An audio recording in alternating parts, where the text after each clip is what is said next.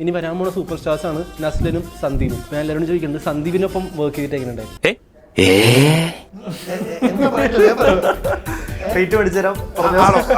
സന്ദീപ് എന്ന് പറഞ്ഞ ഒരു ആക്ടർ നിങ്ങൾ കാണേണ്ടിയിരിക്കുന്നു. വിനിസാറിനോട് ചോദിക്കാം. ഒന്ന് നവ്യ നായർ. ഞങ്ങൾക്ക് മാത്രം ആണുങ്ങളും ഇദ്ദേഹത്തിന് മാത്രം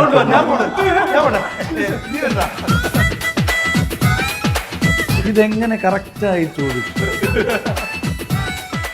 ഷൂട്ട് ചെയ്തപ്പോൾ എന്തായിരുന്നു ഫീൽ ചെയ്തത്? ഏറ്റവും കൂടുതൽ ജീവൻ തിരിച്ചു കിട്ടി എന്നുള്ളതാണ് കാര്യം. ഇതിൻ്റെ ഒരു ടെറൈനും ഇതിൻ്റെ ഒരു എൻവയോൺമെന്റ് ഒക്കെ കുറച്ച് റിസ്ക് ഉള്ള ഏരിയാസാണ്. നമ്മൾ എപ്പോഴും കണ്ട് ശീലിക്കാത്ത ടെറൈനിലൂടെയാണ് ഇതിൻ്റെ ഒരു ഫ്രെയിമിങ്ങും കാര്യങ്ങളൊക്കെ. ബാഹുൽ എന്ന് പറഞ്ഞ ക്യാമറമാനെക്കാട്ടും അതിൻ്റെ റൈറ്റർ എന്നൊരാള് ആളെ പുള്ളിയുടെ 3 റൈറ്റിംഗ് നമ്മൾ കണ്ടു കഴിഞ്ഞു. പിന്നെ രഞ്ജിത്തിന് നമുക്കറിയാം കിഷ്കിൻ്റെ കാണ്ഡത്തിൻ്റെ പരിപാടിയും എല്ലാം നമ്മൾ കണ്ടതല്ല. അപ്പം സാധനം സെറ്റാണ് എന്നറിയാം. ഇതിന്റെ ലൊക്കേഷനും ഇതിന്റെ ഷൂട്ടിങ്ങും എളുപ്പം സിനിമയല്ല. Not an easy film at all. ഇദ്ദേഹത്തിനെ കുറിച്ച് ഞാൻ എടുത്തിട്ടുണ്ടെന്ന് തോന്നുന്നു. അത്രേ ഉള്ളൂ അന്ന് കാണുന്ന പോലെ തന്നെ അത്രയൊന്നും വയസ്സില്ല. ഞാനും ഫഹദാണോ അല്ലെങ്കിൽ വേറെ ഏതെങ്കിലും നായകനാണോ ഡയറക്ടോറിയൽ ഡെബ്യൂല്? ആഹാ, അവിടെ എത്തി. ഞാൻ എഴുതി കഴിഞ്ഞില്ല, അവിടെ എത്തി. ഇനി ലാലേട്ടനായിട്ട് തുടരുമോ? ലാലേട്ടനായിട്ട് തുടരുന്നുണ്ട്.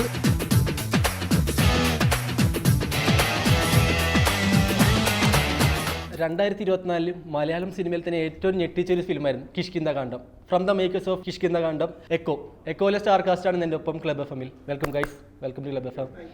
എക്കോ ഇത് പേര് കേട്ടപ്പോൾ തന്നെ ഞാൻ എൻ്റെ അർത്ഥമാണ് എക്സ്പ്ലോർ ചെയ്ത് പോയത്.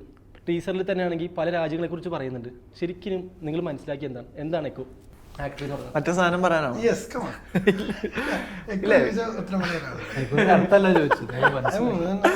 എക്കോ പ്രതിധ്വനി എന്നുള്ളത് തന്നെയാണ് അതിൻ്റെ ഒരു കോർ മീനിങ്. അതാണ് എക്കോൻ്റെ ഒരു പ്രതിധ്വനി എന്നുള്ളത് തന്നെയാണ് അതിൻ്റെ ഒരു കോർ കോൺസെപ്റ്റ് അല്ലെങ്കിൽ ഒരു മീനിങ് എന്ന് പറയുന്നത്. പിന്നെ നമ്മൾ കുറച്ചും കൂടി ഒരു സ്റ്റൈലൈസ്ഡ് വേർഷനാണ് ഈ കെ ഒന്ന് എഴുതിയേക്കുന്നത്. അതല്ലാതെ ചില ഫോറിൻ ലാംഗ്വേജസിൽ എക്കോ ECHO എന്നുള്ള വാക്കിനെ ഈ KO ആയിട്ട് പ്രൊനൗൺസ് ചെയ്യുന്ന ഒരുപാട് ലാംഗ്വേജസ് ഉണ്ട്. അവർക്കെല്ലാവർക്കും അതിൻ്റേതായ ഇൻ്റർപ്രിറ്റേഷൻസും പല രീതിയിൽ ഉണ്ട്. അപ്പോൾ അതെല്ലാം നമ്മുടെ സിനിമയ്ക്ക് യോജ്യമായതുകൊണ്ടാണ് നമ്മൾ ഈ KO എക്കോ ശരിക്കും സൗണ്ടാണോ അല്ലെങ്കിൽ ഇത് നമ്പറാണോ? എന്താണ് എക്കോ? അതിൻ്റെ ഒരു കൂടുതൽ ഡീകോഡേഷൻ എനിക്ക് തോന്നുന്നു സിനിമ കണ്ടു കഴിയുമ്പോൾ നിങ്ങൾ പറയുമ്പോൾ നമുക്ക് കുറച്ചുകൂടി ഇൻട്രസ്റ്റിംഗ് ആയിരിക്കും. ഓക്കെ, ഇപ്പോൾ സന്ദീപിൽ നിന്ന് തുടങ്ങാം. ജിംഖാന, ആലപ്പുഴ ജിംഖാന, അതിനുശേഷം പടക്കളം വന്നു, ഇപ്പോൾ എക്കോയിലേക്ക് വന്നപ്പോൾ എന്തൊക്കെ ഡിഫറൻസ് ആണ് ബാക്കി സിനിമകളിൽ നിന്ന് ഫേസ് ചെയ്യേണ്ടി വന്നു? ഏറ്റവും വലിയ ഡിഫറൻസ് എന്ന് പറയുന്നത് അത് ഒരു അടിച്ചുപൊളി പടമാണ്. ഇത് കുറച്ചും കൂടെ സീരിയസ് ആയിട്ട് നമ്മൾ അപ്രോച്ച് ചെയ്യേണ്ട ഒരു സിനിമയാണ്. ആ ഒരു ഡിഫറൻസ് ആദ്യമേ തന്നെ ഉണ്ടായിരുന്നു. ഈ ടീം കിഷ്കിന്ദ കാണ്ഡം പോലത്തെ സിനിമ നമ്മൾ വൺസ് ഇൻ എ വൈൽ വരുന്ന ഒരു റെയർ ജെം എന്ന് പറയാം അങ്ങനത്തെ ഒരു സിനിമ. കാര്യം ഒരു കൊമേഴ്ഷ്യൽ ആസ്പെക്ട്സിൽ വന്ന ഒരു സിനിമയല്ലല്ലോ അത്. ഒരു ഇൻ്റലക്ച്വൽ സ്പേസിൽ അല്ലെങ്കിൽ ഒരു ആർട്ടിസ്റ്റിക് സ്പേസിൽ വന്നേക്കുന്ന അത്രയും കൺസീവ് ചെയ്ത ഒരു സിനിമയാണ്. അപ്പോൾ അങ്ങനെയുള്ളൊരു ടീമിനെ എന്നെ അപ്രോച്ച് ചെയ്യുമ്പോൾ ഞാൻ ചെയ്തിട്ടുള്ള സിനിമകൾ മൊത്തം അടിച്ചുപൊളി സിനിമയാണ്. അപ്പോൾ അവരെന്നെ എന്താണ് എന്നിൽ കണ്ടതെന്നുള്ളതാണ് ഞാൻ കൂടുതലും ആഗ്രഹിച്ചിരുന്നത് അറിയാൻ. പക്ഷെ സ്ക്രീൻ പ്ലേ വായിച്ചു വന്നപ്പോൾ നമുക്ക് മനസ്സിലായി, ഓക്കെ ഇതും ഒരു റെയർ പരിപാടിയാണ്, കൊള്ളാം എന്നുള്ളൊരു നമ്മൾ കേൾക്കാത്ത ഒരു അല്ലെങ്കിൽ ഇതിനൊരു നറേറ്റീവ് പാറ്റേൺ ഉണ്ട്. അതാണ് ചോദിക്കാൻ വന്നത്. സന്ദീപിനെ ഈ പടത്തിൽ ഇന്നാക്കിയത് മേക്കേഴ്സിന്റെ പേര് മാത്രമാണോ അല്ലെങ്കിൽ സ്ക്രിപ്റ്റ് ആണോ അല്ലെങ്കിൽ അവരുടെ നറേഷനും കൂടിയാണോ? ഡെഫിനറ്റ്ലി ഇതെല്ലാം ഇൻഡിവിജ്വലി നമ്മളെ എഫക്ട് ചെയ്യുന്ന ഒരു കാര്യമാണ്. അത് ഈ ഇവരെന്നുള്ളതല്ല, ഏതൊരു ആക്ടറിനെ സംബന്ധിച്ചാലും ഡെഫിനറ്റ്ലി അവർ നോക്കുന്നത് ഫസ്റ്റ് സ്ക്രീൻ പ്ലേ തന്നെ ആയിരിക്കും. ഞാൻ നോക്കുന്നത് പേഴ്സണലി ഫസ്റ്റ് സ്ക്രീൻ പ്ലേ ആണ്. പക്ഷെ ആ സ്ക്രീൻ പ്ലേയിലുള്ള കോൺഫിഡൻസ് നമുക്കൊരു 10,000 ടൈംസ് അടിപൊളിയാവുന്നത് ഡെഫിനറ്റ്ലി അത് വർക്ക് ചെയ്യുന്ന ആരാണ്, ഡയറക്ടർ ആരാണ്, അല്ലെങ്കിൽ എൻറ്റയർ ടീം എങ്ങനെയാണ്. എനിക്ക് ഇതിന് മുന്നേ എനിക്ക് ഡിജിറ്റലിനോട് വർക്ക് ചെയ്യണം എന്ന് ആഗ്രഹമുണ്ട്. ഞാൻ പേഴ്സണലി പറഞ്ഞിട്ടുള്ള ആളാണ് ഞാൻ. അപ്പോൾ അതുകൊണ്ട് എനിക്ക് ഡെഫിനറ്റ്ലി അവരുടെ ഭാഗത്തുനിന്ന് ഒരു കോള് വന്നപ്പോൾ തന്നെ ഞാൻ ഭയങ്കര ഹാപ്പി ആയിരുന്നു. അങ്ങനെ സ്ക്രീൻ പ്ലേയും കൂടെ വായിച്ചപ്പോൾ definitely I was completely in. എനിക്ക് ഭയങ്കര ഇഷ്ടപ്പെട്ടു. അങ്ങനെയാണ് അതിലേക്ക് ആക്ച്വലി എപ്പോഴാണ് കോള് വന്നത്? ജിംഖാനയിലൊക്കെ തിരക്കിലാണോ അതിന് മുന്നേ ആയിരുന്നു വന്നത്? അല്ല, ജിംഖാനയുടെയും പടക്കളത്തിൻ്റെയും ഷൂട്ട് കഴിഞ്ഞു, പക്ഷെ രണ്ടും റിലീസായിട്ടില്ല. ആ ഒരു സ്പേസിലാണ് എന്നെ വിളിക്കുന്നത്. അപ്പോൾ ഇവരെ രണ്ടും കണ്ടിട്ടില്ല. ആലപ്പുഴ ജിംഖാനയും പടക്കളവും ഒന്നും കണ്ടിട്ടില്ല. ഇവരെ കണ്ട സിനിമ ഫാലിമിയും അന്താക്ഷരിയും. അപ്പോൾ ഇത് രണ്ടും കണ്ടിട്ടാണ് എന്നെ അതിലേക്ക് വിളിച്ചത്. അപ്പോൾ അത് തന്നെ എനിക്ക് ഭയങ്കര കോൺഫിഡൻസാണ്. കാര്യം ഈ ചെറിയ സിനിമയെ ഞാൻ ചെയ്തിട്ടുള്ളൂ. അപ്പോൾ അതിൽ തന്നെ ഈ ഒരു ലീഡായിട്ടുള്ള ഒരു കഥാപാത്രം അവർ അന്ന് എനിക്ക് വിളിച്ചു എന്ന് പറയുന്നത് ആസ് ആൻ ആക്ടർ എനിക്ക് കോൺഫിഡൻസ് ബൂസ്റ്റ് തരുന്ന ഒരു കാര്യമാണ്. അതും ഇവരെ പോലത്തെ ഒരു ടീം. അപ്പോൾ ഞാൻ ഭയങ്കര ഹാപ്പി ആയിട്ട് ജോയിൻ ചെയ്തൊരു സിനിമയാണ് എക്കോ. ഷൂട്ട് ചെയ്ത് കഴിഞ്ഞപ്പോൾ എന്തായിരുന്നു ഫീൽ ചെയ്തത്? ഷൂട്ട് ചെയ്ത് കഴിഞ്ഞപ്പോൾ ഞാൻ കംപ്ലീറ്റ്ലി സാറ്റിസ്ഫൈഡ് ആയിരുന്നു, ഭയങ്കര ഹാപ്പി ആയിരുന്നു. ഏറ്റവും കൂടുതൽ ജീവൻ തിരിച്ചു കിട്ടി എന്നുള്ളതാണ്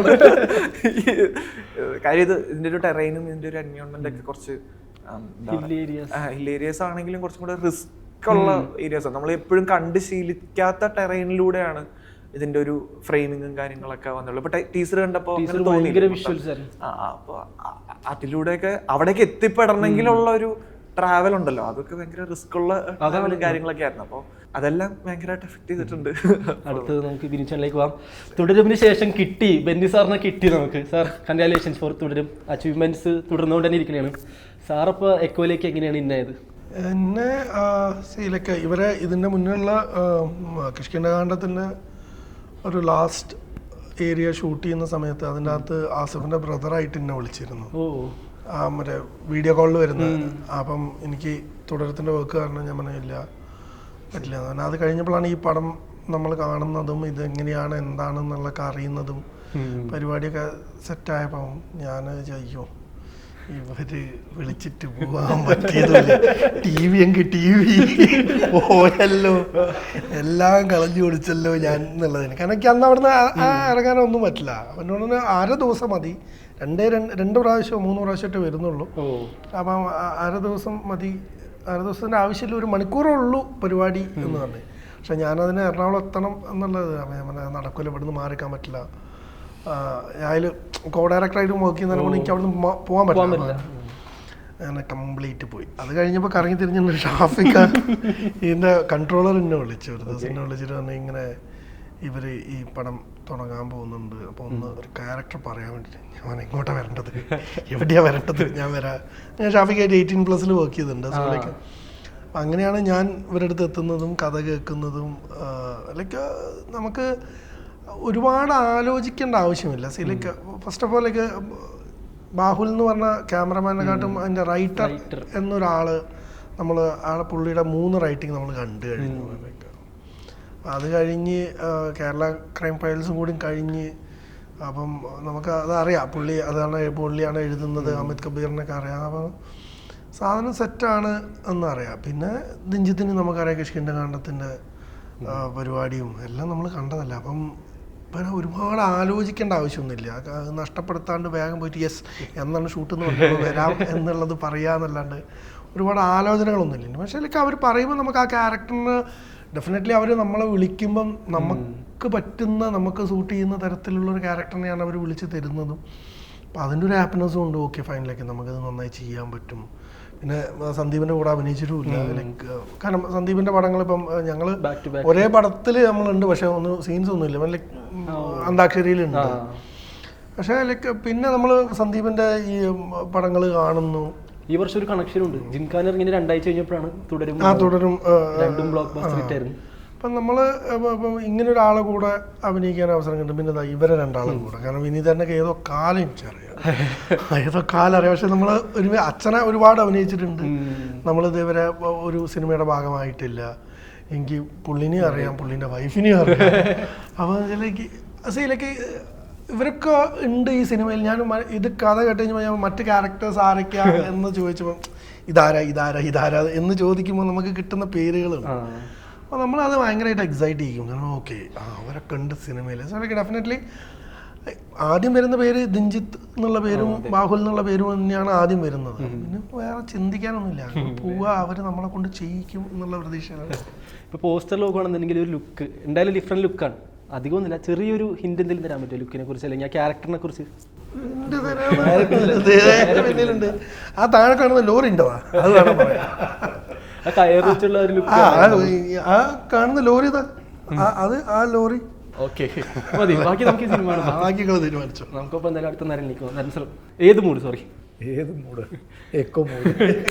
പ്രതീക്ഷിച്ചത് സാഹസം കഴിഞ്ഞ് ഇതാണ് മൂഡ്. പക്ഷെ ഇതൊരു സാഹസമായി. അത് ഞാൻ ചോദിക്കാവുന്നത്. അതെ, അയ്യോ ഇത് ഞങ്ങൾക്ക് എല്ലാവർക്കും സാഹസികമായ ഒരു സിനിമയായിരുന്നു. ഇതിൻ്റെ ലൊക്കേഷനും ഇതിൻ്റെ ഷൂട്ടിങ്ങും എളുപ്പം സിനിമയല്ല. Not an easy film at all. അത് ചെയ്ത റോൾസിൽ വെച്ചിട്ട് എത്രത്തോളം ഡിഫറെൻ്റ് ആയിരുന്നു ഈ റോൾ ചെയ്തപ്പോൾ? ശരിക്കും ഇതിൽ ഞങ്ങളെല്ലാവരും ഡിസ്കസ് ചെയ്യുന്ന കാര്യമായിരുന്നു. ഇതിൻ്റെ റൈറ്റിംഗ് വളരെ ഇൻട്രസ്റ്റിംഗ് ആയതുകൊണ്ട് തന്നെ പെർഫോം ചെയ്യുമ്പോൾ നമ്മൾ അതിൻ്റെ മോഡുലേഷൻ അല്ലെങ്കിൽ പറയുന്ന രീതി അത് ബാഹുല് കറക്റ്റ് ചെയ്യുന്ന കാര്യങ്ങളാണ്. ഫ്ലെക്സിബിൾ അല്ല ഇതിൻ്റെ റൈറ്റിംഗ്. ഇൻ ദ സെൻസ് നമ്മൾക്ക് സംസാരിക്കുമ്പോൾ എഴുതിയ സംഭവം നമ്മൾ ഫ്ലെക്സിബിളായിട്ട് സംസാരിക്കുന്നു എന്നുള്ള രീതിയിലല്ല അത് അതിൻ്റേതായ രീതിയിൽ ഇവർ കൺസീവ് ചെയ്തൊരു ടോണും ഒരു സ്ട്രക്ചറും ഉണ്ട്. അപ്പോൾ അതുപോലെ തന്നെ വരണം എന്ന് വളരെ സ്ട്രിക്റ്റായിട്ട് ഫോളോ ചെയ്യുന്ന ഒരു ഡയറക്ടർ ക്യാമറമാൻ ടീമാണിത്. അപ്പോൾ അത് ഒരു പുതുമയായിരുന്നു. അപ്പോൾ എനിക്ക് പുതുമയല്ലെങ്കിലും അത് കുറച്ച് നാളായി അങ്ങനെ എന്തായിട്ട്. അപ്പോൾ I really enjoyed it. And പിന്നെ എനിക്കിഷ്ടം, ഞാനൊരു നേവിക്കാരനായിട്ടാണ്. അയാൾ കൊള്ളാം, അയാൾ എനിക്കിഷ്ടമായി. ഒരു റിട്ടയർഡ് നേവിക്കാരനാണോ? അങ്ങനെയല്ലോ, അങ്ങനെയൊന്നും പറഞ്ഞിട്ടില്ല, അതിനെക്കുറിച്ച് അത്ര ഡീറ്റെയിലിങ്സ് ഇല്ല. ഓക്കെ സാർ, എന്തോ തിരയുന്നുണ്ട് ടീച്ചറിൽ, തോക്കും ബൈനോക്കുളറും പിടിച്ച്. എന്താണ് തിരയുന്നത്? ആ ഒരു ക്യാരക്ടറിനെ കുറിച്ച് പറയാം. ഒരു പെട്ടി. ഈ ക്യാരക്ടർ ഒരു കുറെ പ്രത്യേകതകളുള്ള ഒരു മനുഷ്യൻ. അതാണ് ഈ ക്യാരക്ടർ. ഓക്കെ. ആൻഡ് ഈ പടത്തിനെ കുറിച്ച് പറയുമ്പം ആസ് ആക്ടേഴ്സ് നരേനും ബിനുവും സന്ദീപൊക്കെ പറഞ്ഞ പോലെ നമ്മുടെ എക്സൈറ്റ്മെന്റ് ഇവരെ കൂടെ വർക്ക് ചെയ്യുക എന്നുള്ളതാണ്. നമുക്ക് എപ്പോഴും അങ്ങനത്തെ ഒരു യുണീക്ക് ക്യാരക്ടേഴ്സ് വരുമ്പോൾ അത് എക്സ്പ്ലോർ ചെയ്യാനുള്ള അത് നല്ല ജീനിയസ് ആയ film makers, young brilliant film മേക്കേഴ്സാണ് ദിൻജിത്തും ബാഹുലും. അവരെ കൂടെ അത് ചെയ്യാൻ കഴിയുന്നു എന്നുള്ളത് നമ്മളുടെ ഒരു ഗ്രോത്താണ് ആസ് ആക്ടേഴ്സ്. എല്ലാത്തിനും പുറമെ ഒരു very strong and very sweet producer. നമ്മുടെ ഇതിൻ്റെ പ്രൊഡ്യൂസർ ഹൂസ് അദ്ദേഹമായിരുന്നു ഇതിൻ്റെ വലിയൊരു സപ്പോർട്ട്. ആൻഡ് ഈ നമ്മളിപ്പോൾ വെള്ളത്തിലും ടോക്കിംഗ് അബൌട്ട് ഷാഫി, അദ്ദേഹത്തിൻ്റെ ഒരു കോർഡിനേഷൻ, ഈ എക്സിക്യൂഷൻ, കോർഡിനേഷൻ, ഇതെല്ലാം depends on A team. And ഈ ടീമിനെ ഹെഡ് ചെയ്തിട്ട് പോകുന്ന ആൾക്കാരാണ്. ഇഫ് ദേഴ്സ് ലൈക്ക് ഭയങ്കര ലെവൽ ഹെഡഡ് ആയിട്ടും വിത്ത് പ്രോപ്പർ പ്ലാനിങ് നടത്തിയാൽ മാത്രമേ ഈ കാര്യങ്ങളൊക്കെ സ്മൂത്തായിട്ട് പോകും. സോ അതിനാദ്യം നമ്മൾ താങ്ക്ഫുൾ ആവേണ്ടത് മിസ്റ്റർ ജയറാം, ഇതിൻ്റെ പ്രൊഡ്യൂസർ രഞ്ജിത്ത് ബാബു. ഇവരുടെ ഒരു കൺവിക്ഷനും ടീം വർക്കുമാണ് സെറ്റ് എവറിത്തിങ് സ്മൂത്ത്. ബിക്കോസ് നമ്മൾ വി കം ആഫ്റ്റർ ദാറ്റ്. അവിടെ വന്നു കഴിഞ്ഞിട്ട് ആ എക്സിക്യൂഷൻ ടൈമിൽ ഇപ്പോൾ മഴ പെയ്ത് കഴിഞ്ഞിട്ട് നമുക്ക് we can only wait that. അതെങ്ങനെ എക്സിക്യൂട്ട് ചെയ്യണമെന്ന് പ്രൊഡ്യൂസറും പ്രൊഡക്ഷൻ എക്സിക്യൂട്ടീവും ഡയറക്ടറൊക്കെ കൂടിയിട്ടാണ് തീരുമാനിക്കുന്നത്. സോ അങ്ങനെ ഒരു വെരി വെരി പ്ലാൻഡ് ആയിട്ട് വളരെ ഓർഗനൈസ്ഡ് ആയിട്ട് ഒരു ടീം വർക്ക് ചെയ്തിട്ട് എക്സിക്യൂട്ട് ചെയ്തൊരു പടമാണിത്. സോ അതിൻ്റെ ഭാഗമാകാൻ കഴിഞ്ഞു എന്നുള്ളത് ഡെഫിനറ്റ്ലി ഇത്. പിന്നെ എൻ്റെ ഒരു എക്സൈറ്റ്മെൻറ്റ്, ഇപ്പോൾ ബിനു പറഞ്ഞ പോലെ ഈ സ്ക്രിപ്റ്റ് വായിക്കുമ്പം നമുക്കിങ്ങനെ മനസ്സിൽ ചില സമയത്ത് എനിക്കൊക്കെ പല ആക്ടേഴ്സും ഇങ്ങനെ കം ആൻഡ് ഗോ. പക്ഷെ ഞാൻ എപ്പോഴും I always leave it to the director. ഒരിക്കലും ഞാൻ അവരോട് ചോദിക്കാറില്ല, ജനറലി കാസ്റ്റിങ്ങിനെ കുറിച്ച് ചോദിക്കാറില്ല. ലൈക്ക് ബിക്കോസ് എനിക്ക് ആ ക്യാരക്ടേഴ്സ് ആയിട്ട് ഇങ്ങനെ ഉണ്ടാവും.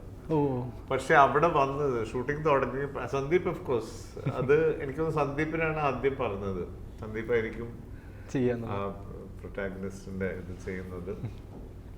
ദെൻ വിനു നരേന്നൊക്കെ പറഞ്ഞപ്പോൾ excitement. Because C more than actors നമുക്കെല്ലാം ഒരു പേഴ്സണൽ ബോണ്ടിങ് ഉണ്ട്. സന്ദീപിനെ ഓഫ് കോഴ്സ് ഞാൻ ഈ പടത്തിന്റെ സമയത്താണ് പരിചയപ്പെടുന്നത്. Naren has been a good friend for a long time. Even though we haven't worked first time together, we've been part of shows, Ammയുടെ shows. We've gone abroad. You've been there. ഇദ്ദേഹത്തിനെ കുറിച്ച് ഞാൻ എടുത്തിട്ടുണ്ടെന്ന് തോന്നുന്നു. അതെ, അത്രേ ഉള്ളൂ അന്ന്. ആൻഡ് ഈ കാണുന്ന പോലെ തന്നെ അത്രയൊന്നും വയസ്സില്ല, ഞാനും. അതായത് അല്ല, ബോണ്ടിങ് എന്ന് പറഞ്ഞാല് പോയിട്ടെന്ന് പറഞ്ഞാല് നമുക്കെല്ലാം one of the greatest legends in Malayalam cinema. അദ്ദേഹത്തിനൊന്നും റീപ്ലേസ് ചെയ്യാൻ നോബഡി. അങ്ങനത്തെ ഒരു എക്സ്ട്രോർഡിനറി ഒരു ആക്ടറിന്റെ കൂടെ ഒക്കെ ഒന്നും രണ്ടൊന്നുമില്ല, ഞാൻ 3-4 സിനിമ പപ്പേട്ടിന്റെ കൂടെ ആ സമയത്തുള്ള അനുഭവങ്ങളും. അപ്പൊ ആ നക്ഷത്രങ്ങൾ സമയത്താണ് പപ്പേട്ടനും ഫാമിലിയും ബിനുവും അമ്മയൊക്കെ കൂടി വീട്ടിൽ വന്നത്. ഇപ്പോൾ ആസിഫ് അലി, എല്ലാവരും കൂടെ ചോദിക്കാം. ആസിഫ് അലി ഒരു ഇൻ്റർവ്യൂവിൽ പറഞ്ഞായിരുന്നു, അതായത് ബാഹുല് ഫിലിമിൻ്റെ റൈറ്റർ ബാഹുല് വിളിക്കുമ്പോൾ കിഷ്കിന്ദാണ്ഡം നറേറ്റ് ചെയ്യുമ്പോൾ പുള്ളി പറഞ്ഞത്, ഞാൻ കോവിഡ് ടൈമിൽ വെറുതെ എഴുതിയാണ്, ജസ്റ്റ് ഒന്ന് കേട്ട് നോക്കാൻ. നറേഷൻ കഴിഞ്ഞതിന് ശേഷം ആസിഫ് അലി ചോദിച്ചിരുന്നു, അതായത് ഇത് നീ വെറുതെ എഴുതിയതാണോ എന്നുള്ളത്. പുള്ളി അത്രയും ഞെട്ടി. എക്കോൻ്റെ സ്ക്രിപ്റ്റിലും അങ്ങനെ എന്തെങ്കിലും പുള്ളി പറഞ്ഞായിരുന്നു?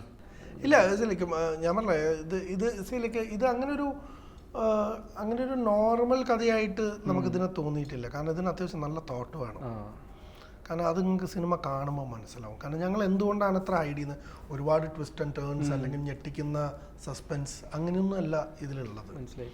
പക്ഷേ ഇതിൻ്റെ നറേഷൻ അങ്ങനെയാണ്, ഇതിൻ്റെ കഥ പറച്ചിൽ അങ്ങനെയാണ്. ഒരുപാട് കാര്യങ്ങൾ ഞങ്ങളിപ്പം തുറന്ന് പറഞ്ഞാൽ നിങ്ങൾക്ക് നാളെ സിനിമ കാണുമ്പോൾ ഓ ഇതിങ്ങനെയാണ് നിങ്ങൾ അതൊക്കെ ആ സിനിമ കാണുന്നതിൻ്റെ ഒരു ഭംഗി നഷ്ടപ്പെടും. അപ്പം ഈ സിനിമ കണ്ടു കഴിയുമ്പോൾ പിന്നെ ഈ ഇൻ്റർവ്യൂ കണ്ട ആൾ ആലോചിക്കും ഓക്കെ അന്ന് അവർ പറഞ്ഞ കറക്റ്റായിരുന്നു. കാരണം ഇപ്പോഴാണ് അതിൻ്റെ ഫീല് കിട്ടുന്നത്. എങ്ങനെയാണ് ഇയാളിത് വെറുതെ എഴുതിയതല്ല, ഇയാൾ നന്നായി ആലോചിച്ച് പണിയെടുത്ത് എഴുതിയത് തന്നെയാണ് ഈ സിനിമ എന്നുള്ളത് മനസ്സിലാവും. കാരണം ശരിയല്ലേ കിഷ്കിന്ദകാണ്ടും അങ്ങനെ ഒരു വെറുതെ എഴുതി പോകാൻ പറ്റിയതല്ല. കാരണം അയാളെ തോട്ടിൽ വന്ന ആൾ വെറുതെ ഒരു വൺ ലൈനർ എഴുതി അതിനെ ഡെവലപ്പ് ചെയ്ത് പോയതായിരിക്കാം. എനിക്കറിയില്ല എങ്ങനെയാണെന്നുള്ളത് എനിക്ക് കൃത്യമായിട്ട് അറിയില്ല. പക്ഷേ ഇതും എനിക്ക് തോന്നുന്നു അങ്ങനെ ഒരു ഫ്രീ തോട്ടിൽ നിന്ന് അങ്ങനെ വന്നിട്ടുണ്ടെങ്കിൽ പോലും ഇത് ഇപ്പം സിനിമയായി നിൽക്കുന്ന ലെവലിലേക്ക് ഇത് എത്തിക്കാൻ കുറച്ചധികം പണിയെടുത്തിട്ടുണ്ട്. കാരണം writing it's not a easy job. കാരണം അത് കുറച്ചധികം പണിയെടുക്കുന്നുണ്ട്. നന്നായിട്ട് അറിയുന്നുണ്ട്, ഞാൻ നന്നായിട്ട് അറിയുന്നുണ്ട്. പിന്നെ ലൊക്കേഷൻ വരുന്നത് എവിടെയാണ്? കാരണം ടീച്ചർ കണ്ടപ്പോൾ ഒരു വേറെ ലൊക്കേഷൻ കാണിക്കുന്നുണ്ട്. പിന്നെ ഒരു ഹിൽ ഏരിയയിലാണ് ഫുൾ ഷൂട്ട് ചെയ്തതെന്ന് പറഞ്ഞു. നമ്മുടെ ഇവിടെ തന്നെയായിരുന്നു ഷൂട്ട് ചെയ്തത്. പല സ്ഥലങ്ങൾ ഷൂട്ട് ചെയ്തിട്ടുണ്ട്. അതിലൊക്കെ എല്ലാം ഈ വെസ്റ്റേൺ ഗാർഡ്സ് ഏരിയയിലാണ്, ഫുൾ വെസ്റ്റേൺ ഗാർഡ്സിലാണ് കൊണ്ടുപോയി ഷൂട്ട് ചെയ്തിട്ടുള്ളത്. കാട്ടിലും മലയിലൊക്കെ ഞങ്ങൾ കൊണ്ടുപോയി കയറ്റിയിട്ടുണ്ട്. പല സ്ഥലങ്ങളും നമുക്ക് വേണമെങ്കിൽ എളുപ്പത്തിൽ ഇപ്പം പറയുമ്പം കാഞ്ഞാറ് ഭാഗത്ത് ഷൂട്ട് ചെയ്തിട്ടുണ്ടെന്ന് പറയാം. പക്ഷേ ഈ കാഞ്ഞാറ് ഭാഗം എന്നുള്ളത് കാഞ്ഞാറേ ഞങ്ങൾക്ക് അറിയുന്നുള്ളൂ. അവിടുന്ന് ഞങ്ങളൊരു വണ്ടിയിൽ കൊണ്ടുപോകുന്നുണ്ട്. പോയി വണ്ടി നിൽക്കുന്ന സ്ഥലത്ത് എന്ന് പറഞ്ഞാൽ ചേട്ടാ ഇവിടുന്ന് കുറച്ച് നടക്കാണ്ട് എന്ന് പറയും. ആ കുറച്ച് നടന്നൊരു സ്ഥലത്ത് കൊണ്ടുപോയി നിർത്തും. ആ സ്ഥലം ഏതാന്ന് ഞങ്ങൾക്ക് അറിഞ്ഞുകൂടാ. മനസ്സിലാക്കി അതിനൊരു പേരുണ്ടാവാം, ഡെഫിനറ്റ്ലി ഒരു സ്ഥല പേരുണ്ടാവും. ഇവരെ ഇടയിൽ വിളിക്കുന്ന ഓരോ പേരുകളുണ്ട്. കാരണം ദിഞ്ചിത്ത് കണ്ടുപിടിച്ച സ്ഥലത്തിന് ദിഞ്ചിത്ത് മല എന്ന് വിളിക്കുന്നുണ്ട് ഇവര്. അങ്ങനെ ഇവരെ ഡയറക്ഷൻ ടീമിൻ്റെ അകത്ത് അങ്ങനെ പല പേരുകളും വിളിക്കുന്നുണ്ട്. പക്ഷേ ഇത് വെസ്റ്റേൺ ഗാർഡ്സിൽ കേരളത്തിന്റെ വെസ്റ്റേൺ ഗാർഡ്സിലാണ് ഇത് ഷൂട്ട് ചെയ്തത്. അപ്പോൾ സാറിനോട് എനിക്ക് ചോദിക്കാനുള്ളത്, ഫഹദാണോ അല്ലെങ്കിൽ വേറെ ഏതെങ്കിലും നായകനാണോ ഡയറക്ടോറിയൽ ഡെബ്യൂല്? അവിടെ എത്തി. ഞാൻ എഴുതി കഴിഞ്ഞില്ല, അവിടെ എത്തി. ഇല്ല, ഡയറക്ടോറിയൽ ഡെബ്യൂ ഒന്നും ഇപ്പൊ ആലോചിക്കുന്നില്ല. ആവശ്യത്തിന് പണി ഇഷ്ടംമാതിരി എനിക്ക് മുമ്പിലുണ്ട്. അടുത്ത ലാലേട്ടൻ്റെ പടത്തിൽ കോ ഡയറക്ടറായിട്ട് വർക്ക് ചെയ്യുന്നുണ്ട് വീണ്ടും. അതാണ് ഇനി ലാലേട്ടനായിട്ട് തുടരുമോ? ലാലേട്ടനായിട്ട് തുടരുന്നുണ്ട്. ജാനുവരിയിൽ ഞങ്ങൾ ഷൂട്ട് ഓസ്റ്റിൻ്റെ ആഷിഖ് ഉസ്മാൻ പ്രൊഡക്ഷൻസ് അത് ഷൂട്ട് തുടങ്ങുന്നുണ്ട്. അത് കഴിഞ്ഞാൽ ഞാൻ നേരെ ടോർപിഡോ സ്റ്റാർട്ട് ചെയ്യും. ബൈ ദ ടൈം ഫഹദും നസ്ലിനും ഫ്രീ ആയിട്ട് വരും. ടോർപിഡോ തരുൺ ഡയറക്ട് ചെയ്യുന്നത്. അത് കഴിഞ്ഞുകൊണ്ട് ഞങ്ങൾക്ക് ഓപ്പറേഷൻ കംബോഡിയ അതിലേക്ക് അപ്പം തന്നെ ആദ്യം പറഞ്ഞു ഓപ്പറേഷൻ കംബോഡിയ. അതിന് ശേഷം എന്തായാലും അതിന് ശേഷം വരും അടുത്ത. അല്ല, ആരാ നായകൻ എന്നൊന്നും തീരുമാനിച്ചില്ല. സ്ക്രിപ്റ്റ് റൈറ്റർ അവിടെ ഇരുന്ന് ഓൻ എഴുതുന്നുണ്ട്. ഓനൊന്ന് എഴുതി പൂർത്തിയാക്കട്ടെ ആദ്യം, എന്നിട്ട് നായകനോ നായികയൊക്കെ അതൊക്കെ ഞാൻ പറഞ്ഞോളാം. ഞാൻ ഹിന്ദിക്കാരുടെ, അതായത് നമ്മുടെ നോർത്ത് ഇന്ത്യൻസിൻ്റെ ഒരു റിവ്യൂ ഉണ്ടതാണ്. നമ്മുടെ മലയാളം മോളിവുഡിലെ സൂപ്പർ സ്റ്റാർസ് എന്ന് പറയുമ്പോൾ മോഹൻലാലും മമ്മൂട്ടിയും നമുക്കറിയാം. ഇനി വരാൻ പോകുന്ന സൂപ്പർ സ്റ്റാർസാണ് നസ്ലനും സന്ദീപും. അപ്പോൾ ഞാൻ എല്ലാവരോടും ചോദിക്കുന്നുണ്ട്, സന്ദീപിനൊപ്പം വർക്ക് ചെയ്തിട്ട് എങ്ങനെ ഉണ്ടായിരുന്നു?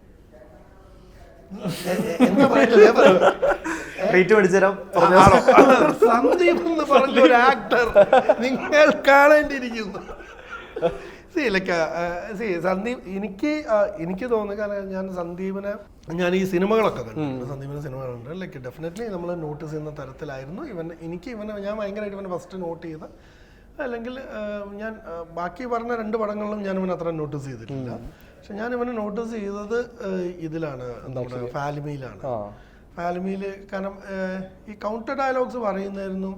പിന്നെ അവിടെ നടക്കുമ്പം, മുമ്പിൽ ഇവന്റ് നടക്കുമ്പം അവിടെ നിൽക്കുന്ന ഉണ്ട്. അതാണ് ഏറ്റവും ബുദ്ധിമുട്ടുള്ള പണി.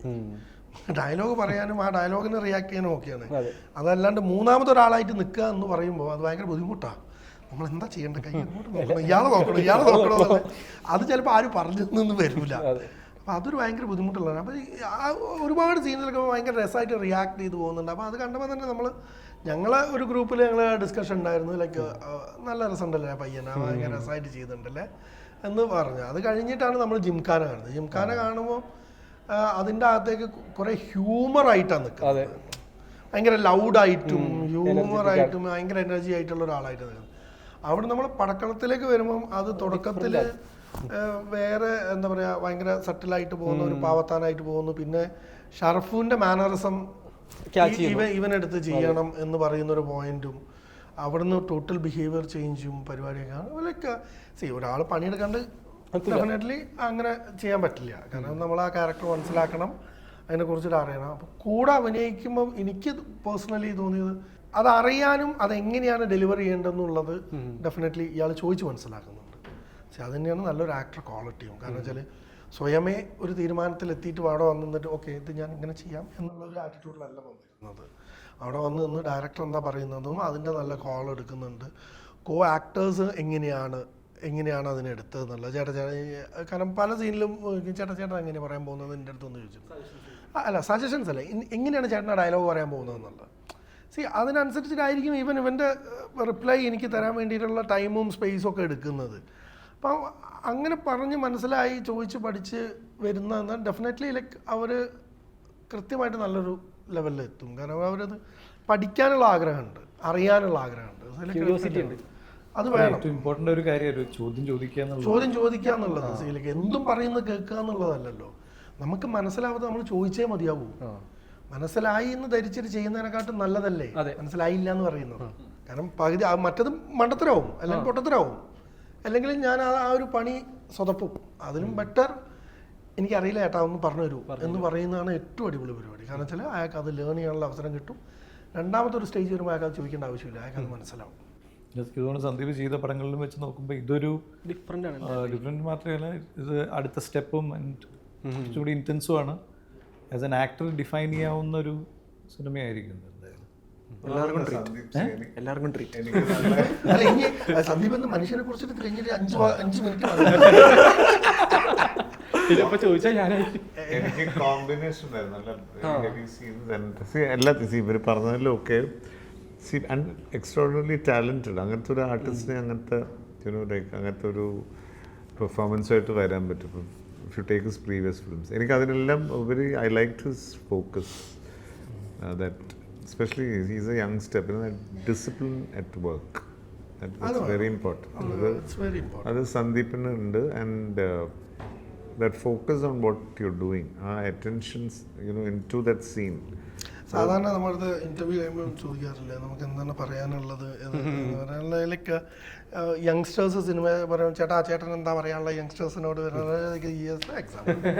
നല്ലൊരു എക്സാമ്പിളാണ്. കാരണം ഡെഫിനറ്റ്ലി പ്രോമിസിംഗ് എന്ന് പറഞ്ഞാൽ വെറുതെ പറഞ്ഞാൽ ഒരാളെ വെറുതെ ഇരുത്തിയിട്ട് സൂചിപ്പിക്കാൻ പറയണ്ട. നമ്മള് ഇപ്പൊ നിങ്ങൾ പറഞ്ഞില്ലേ ഒരു YouTuber said that, so he's been analysing his performance, observe ചെയ്തിട്ടായിരിക്കില്ല. അപ്പോൾ അത് definitely he'll keep up and I'm sure long way to go. അത് എല്ലാവർക്കും ഏത് ഫീൽഡിലും ഏത് ഡിപ്പാർട്ട്മെന്റിലും എന്താണെങ്കിലും ഹാർഡ് വർക്ക്. അല്ല ഇതൊരു ടേക്ക് ഓഫ് ആയിരിക്കും definitely for Sandeep as an actor and as a ഇതുവരെ അവൻ ചെയ്തതിൽ നിന്നും ഭയങ്കര മാറിയിട്ടുള്ള മറ്റേ പറഞ്ഞു വടക്കുമല. ആക്ച്വലി ഇതിൽ പെർഫോം ചെയ്ത എല്ലാ ആക്ടേഴ്സിനും അവരവരുടേതായ രീതിയിൽ നല്ലോണം കോൺട്രിബ്യൂട്ട് ചെയ്യാനുണ്ട്. ആൻഡ് അതൊരു ഡെഫിനറ്റ്ലി പ്രേക്ഷകർക്കൊരു വ്യത്യസ്ത അനുഭവമായിരിക്കും എല്ലാ ക്യാരക്ടേഴ്സും. അല്ല ഇപ്പൊ പറയുന്നത് നിങ്ങൾ നസ്ലിന്റെ പേരും പറഞ്ഞു. സോ ഈ പറഞ്ഞ 2 ആൾക്കാരെ കൂടി ഞാൻ അഭിനയിച്ചു. കാരണം നസ്ലിനോട് 18+ എന്ന് പറഞ്ഞ പടത്തിൽ ഞാൻ ത്രൂ ഔട്ട് അഭിനയിച്ചാണ്. ഈ പടത്തിലും എൻ്റെ കൂടെ അഭിനയിച്ചത്. സോ ലൈക്ക് രണ്ട് ആക്ടേഴ്സാണ്. ലൈക്ക് രണ്ട് രീതിയിലുള്ള ആൾക്കാരാണ്. പക്ഷേ ലൈക്ക് ഈ 2 പേരിലും കോമൺ ആയിട്ടുള്ള തിങ് എന്താണെന്ന് വെച്ചാൽ 2 പേരും ഹാർഡ് വർക്കിംഗ് ആണ്. അതാണ് ഇപ്പോൾ യങ്സ്റ്റേഴ്സ് സിനിമയിലേക്ക് വരാമെന്നത്. നമുക്ക് പണിയെടുത്തേ മതിയാവുള്ളൂ. പണിയെടുക്കാണ്ട് ലൈക്ക് ദർ ഇസ് നോ വേ.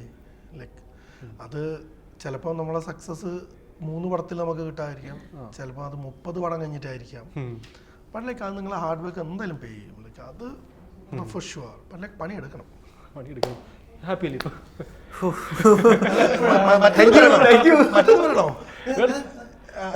നല്ല മനുഷ്യൻ. സന്ദീപ് ഇതിൽ എക്സ്പ്ലോർ ചെയ്ത കാര്യങ്ങൾ ഏതൊക്കെയായിരുന്നു? അല്ല എന്നെ കൊണ്ട് എത്രത്തോളം പുഷ് ചെയ്യാൻ പറ്റുന്നുണ്ടെന്നുള്ളതാണ് ഞാൻ ഡിസ്കവർ ചെയ്തുകൊണ്ടിരുന്നത്.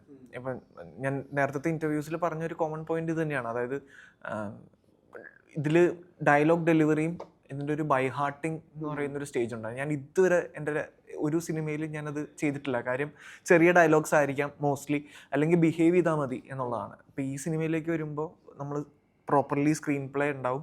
അതിലൊരു ഒരു പാരഗ്രാഫ് പോലത്തെ ഒരു ഡയലോഗ് ഉണ്ടാവും. ആ ഡയലോഗ് നമ്മൾ കുത്തും കോമയും വിടാതെ നമ്മൾ പറയണം. നമുക്കിപ്പോൾ ഒരു എന്താ പറയുക, ഇപ്പോൾ ബിനിച്ചേട്ടൻ നേരത്തെ ഇതിൽ പറയുന്നുണ്ടായിരുന്നു. ഇപ്പോൾ ഒരു എന്ന് പറയുന്നൊരു വാക്കാണെങ്കിൽ അത് ഇങ്ങനെ നമുക്ക് ഇഷ്ടമുള്ള രീതിയിൽ പ്ലേസ് ചെയ്ത് പറയാൻ പറ്റില്ല. അപ്പോൾ ബാഹുലേട്ടൻ എങ്ങനെയാണോ എഴുതിയത് ആ രീതിയിൽ തന്നെ പറയുക എന്നുള്ളത് ഒരു ചാലഞ്ചിങ്. അപ്പോൾ നമ്മൾ ബൈ ഹാർട്ട് ചെയ്യുന്ന രീതിയിൽ ഇമോഷൻ മനസ്സിലാക്കി തന്നെ അത് ചെയ്യണം. അപ്പോൾ ഇത് രണ്ടും എന്നെ സംബന്ധിച്ച് ആസ് എ ന്യൂ കമ്മർ എനിക്ക് ഭയങ്കര ന്യൂ എക്സ്പീരിയൻസ് ആയിരുന്നു. അപ്പോൾ ഇതെന്നെ കൊണ്ട് എത്രത്തോളം പറ്റും എന്നുള്ളതാണ് ഞാൻ ഡിസ്കവർ ചെയ്തുകൊണ്ടിരുന്നത്. കാര്യം ഞാൻ പഠിത്തത്തിൽ വീക്കാണ്. അപ്പോൾ ഞാനിരുന്ന് പഠിക്കണം, രാവിലെ ഈ ഡയലോഗ് മൊത്തം പഠിക്കണം എന്നുള്ളതാണ്. അപ്പോൾ അത് ഈ സിനിമയോടുള്ളൊരു എന്താ പറയുക ഇഷ്ടവും പർട്ടിക്കുലർലി ഇതിങ്ങനെ ഒരു സീൻ എടുത്ത് കഴിയുമ്പോൾ ഇതിലിപ്പോൾ എന്താ പറയുക, ഇപ്പം എല്ലാവരും പറഞ്ഞ പോലെ എൻവയോൺമെൻറ്റൽ ഇഷ്യൂസ് ഉണ്ട് നമ്മളവിടെ പോയി ഷൂട്ട് ചെയ്യുന്നതൊക്കെ. അപ്പോൾ ഇതെല്ലാം കഴിഞ്ഞ് നമ്മൾ തിരിച്ച് വന്ന് ഔട്ട് കാണുമ്പോൾ കിട്ടുന്നൊരു സാറ്റിസ്ഫാക്ഷനിൽ ആണ് നമ്മൾ ആ ഒരു മോട്ടിവേറ്റഡായി പോയിക്കൊണ്ടിരിക്കുന്നത്. സോ ഞാൻ ലൈഫിൽ കടന്നു പോകാത്ത സ്ഥലങ്ങളും ഡ്രസ്സുകളും സംസാര ശൈലിയും ഇതെല്ലാം ഞാൻ പുതിയതായിട്ട് ഡിസ്കവർ ചെയ്തുകൊണ്ടിരിക്കുന്ന ഒരു സിനിമയാണ് എക്കോ എന്നാണ് എനിക്ക് തോന്നിയിട്ടുള്ളത്. അങ്ങനെ ഭീകരമായിട്ടുള്ള കഥാപാത്രമാണെന്നൊന്നും ഞാൻ പറയുന്നില്ല, പക്ഷേ എന്നെ സംബന്ധിച്ച് ഒരു ട്രഷർ ചെയ്യാൻ പറ്റുന്ന ഒരു കഥാപാത്രം തന്നെയാണ് സിനിമ. അടിപൊളി. എത്ര ദിവസം ഉണ്ടായിരുന്നു അപ്പോൾ ഷൂട്ട് എക്കോൻ്റെ? Echo 35-40 days. അതിനുള്ളിൽ 40-50 മാക്സ്. എനിക്ക് 35-40 ആയിരുന്നു. ഇപ്പോൾ നോക്കുകയാണെന്നുണ്ടെങ്കിൽ ഫാലിമി, ജിംഖാന, പടക്കളം ഈ 3 സിനിമകൾ ചെയ്തിട്ട് ലൈഫിൽ വന്ന മാറ്റങ്ങൾ എന്താണെന്ന് വെച്ചാൽ എന്തായിരിക്കും സന്ദീപ് പറയാം? ലൈഫിൽ ഞാൻ സിനിമയിൽ ഞാൻ എവിടെ എത്തിപ്പെടണം എന്ന് ആഗ്രഹിക്കുന്നു, അതിൻ്റെ ഒരു ഇനീഷ്യൽ സ്റ്റേജസിലേക്കുള്ള സ്റ്റെപ്പുകൾ കറക്റ്റായിട്ട് വരുന്നു എന്നുള്ളതാണ് എനിക്ക് തോന്നിയിട്ടുള്ളത്. പിന്നെ കൂടുതലും എനിക്കിപ്പം ഇപ്പോഴത്തെ ഒരു സ്റ്റേജിൽ ആദ്യം ഞാൻ ബ്ലാങ്ക് ആയിരുന്നു. നമ്മൾ എവിടെ തുടങ്ങും, എങ്ങനെ നമ്മൾ ആ ഉദ്ദേശിക്കുന്ന സ്പേസിലേക്ക് എത്തും എന്നുള്ളൊരു സ്റ്റെപ്സ് വെക്കാനുള്ളൊരു ബ്ലാങ്ക്നെസ്സും കൺഫ്യൂഷൻസും ഉണ്ടായിരുന്നു. ഇപ്പം കുറച്ചും കൂടെ ക്ലിയറായി വരുന്നു, ഓർഡർ ക്ലിയറായിട്ട് വരുന്നുണ്ട്. ഓക്കെ, ഇങ്ങനെയൊക്കെ പോവാം എന്നുള്ളൊരു സ്പേസിലേക്ക് പയ്യെ ട്രാൻസ്ഫറായി വരുന്നു എന്നുള്ളതാണ് എന്നെ സംബന്ധിച്ച് ആ ഒരു ട്രാൻസിഷൻ എന്ന് പറയാൻ പറ്റുന്ന കൂടുതൽ. ചെറിയൊരു റൗണ്ടിലേക്ക് വരാം നമുക്ക്. ഈ കെയോ 3 ലെറ്റർ വരുന്ന ഒരു വാക്ക്. അപ്പോൾ എക്കോൻ്റെ ഞാനൊരു അർത്ഥം കണ്ടുപിടിച്ചായിരുന്നു. നേപ്പാളിൽ ഒന്നെന്ന് പറയണം. ഒന്നോ? ഒന്നെന്നൊരു അർത്ഥമുണ്ട്. അപ്പോൾ ഞാൻ എല്ലാവരോടും ഇൻഡിവിജ്വലി 3 ആൾക്കാരായിരിക്കും. അത് ഹിന്ദിയിൽ ഏക്ക്, നേപ്പാളീസിൽ ഏക്കോ എന്നാണ് അത് പറയണത്. ഗൂഗിളിൽ ഞാൻ കണ്ടുപിടിച്ചത് ഏക്കോ. അപ്പോൾ ഞാനപ്പോൾ 3 ആൾക്കാരുടെ പേര് പറയാം ഓരോരുത്തരോടും. അവരെ കുറിച്ച് ഒരു ഒറ്റ വാക്കിൽ എന്തായിരിക്കും പറയാൻ തോന്നുന്നത്? ഒറ്റ വാക്കിലോ 3 വാക്കിലോ 3 അക്ഷരത്തിലോ? ഒറ്റ വാക്കിൽ. ഓക്കെ, അപ്പോൾ സന്ദീപിനോട് തുടങ്ങാം. ഒന്ന് നസ്ലൻ, ഫ്രണ്ട്ഷിപ്പ്. ബേസിൽ, ബ്രദർഹുഡ്. ഷർഫുദ്ദീൻ. എന്താ പറയാ, ഒരു മച്ചാൻ വൈബാണ് പുള്ളി. മച്ചാൻ എന്ന് പറയുന്ന വാക്കുണ്ടെങ്കിൽ അതാണ്. വെരി ഫ്രണ്ട്ലി, വെരി ചിൽ ഗായ്. അടിപൊളി. ഇനി കമ്മിങ് ടു ബിനിച്ചേട്ടൻ. ഓക്കെ, ഒന്ന് Lalettan. Almighty. Okay, Tharun Moorthy. Buddy, friend, brother, mentor. Prakash Varma. Genius. Narayan സാറിലേക്ക് വരാം. ഒന്ന് Prithviraj. Highly creative, Jayasurya. Friendly, Lokesh Kanagaraj. Outstanding, brilliant. ആ ഷോർട്ട് ഫിലിമിനെ കുറിച്ച് എന്തെങ്കിലും പറയാമോ? എൽസിയുടെ ഷോർട്ട് ഫിലിമിൻ്റെ കാര്യം ഞാനും വെയിറ്റിംഗ് ആണ്. അതിലുണ്ടോ നരൻ ബ്രോ? അതിലുണ്ട്. ഞാനാണ് മെയിനായിട്ട്. അത് ആക്ച്വലി കൈദിക്ക് മുമ്പ് നടന്നൊരു സംഭവമാണ്.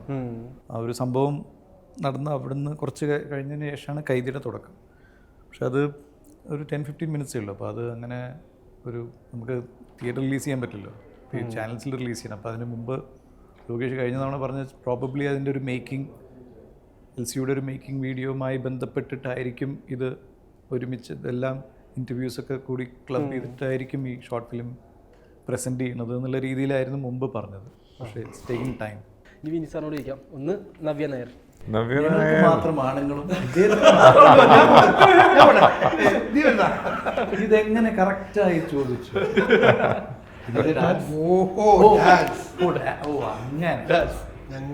നവ്യ നായർ തപസ്യ. ഷീസ് വെരി ഭയങ്കര അബ്സല്യൂട്ട് സമർപ്പണമുള്ള ഒരു ആർട്ടിസ്റ്റ്. അങ്ങനെ as a dancer also academically അവർ ഒരുപാട്. സോ ഭയങ്കര ഇൻസ്പയറിംഗ് ആണ് നവ്യ നായരുടെ ആ ഒരു dedication to her heart. So dedication. Yes. Manoj K Jayan. Manoj K Jayan നമുക്ക് വേണ്ടി ചെയ്തതാണ്. മനോജ് കെ ജയൻ എനിക്ക് പിറക്കാതെ പോയ മൈ ബ്രദർ. ശോഭന. ശോഭന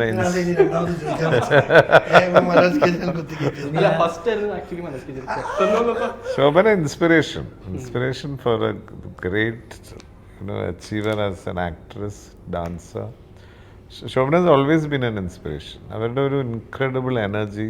ഞാൻ അവരുടെ കൂടെ അദ്ദേഹത്തിൻ്റെ കൂടെ വെൻ ഐ വർക്ക്ഡ് ഓൾസോ, ഞാൻ ഡാൻസിങ് ചെയ്യുമ്പം നമ്മൾ ഈ ബാറ്ററി ചാർജ് ചെയ്യാൻ പറ്റില്ലേ, അതുപോലെ when you work with it just you get charge, especially dancing. പക്ഷെ അങ്ങനെ ഒരു കമ്മിറ്റ്മെൻ്റ് ആണ് അവർക്ക് when she does. So I have done so many star shows. So അതിലൊരുപാട് ഞാൻ ഒബ്സർവ് ചെയ്ത് പഠിച്ചിട്ടുണ്ട്. And incredible genius. കിഷ്കിന്താണ്ടം ഞെട്ടിച്ച പോലെ തന്നെ എക്കോ വേൾഡ് വൈഡ് ബ്ലോക്ക് ബസ്റ്ററിന്റെ ഹിറ്റ് ലിസ്റ്റിലും എക്കോ അടിക്കട്ടെ. Thank you for coming to club. Thank U.